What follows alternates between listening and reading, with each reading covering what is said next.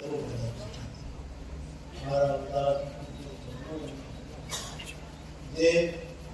કોઈ સંસારમાં બેસીને કોઈ સંન્યાસની શોભાવના જગતની સેવાના પરમ મંત્રો લઈને બેઠા છે એવા બધા મહાપુરુષો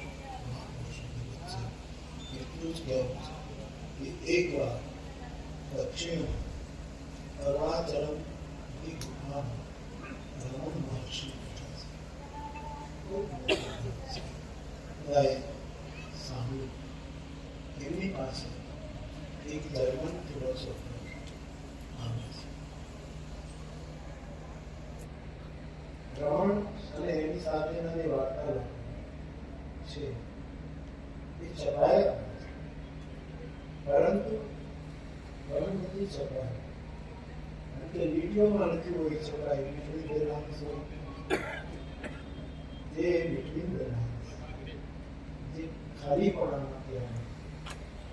અને એવો એક સવાલ હતો મેં પૂછ્યું કે મહર્ષિ આ જગતને ધનની જરૂર છે?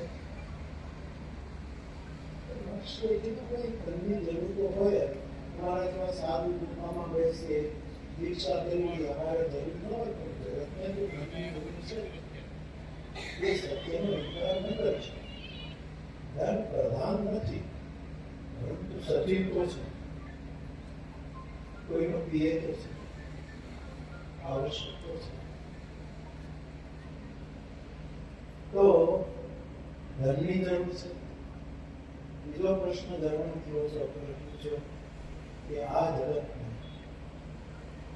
રૂપાળું શરીર રૂપાળા તનની જરૂર છે, રૂપાળા મૂળના સુંદર સુંદરતા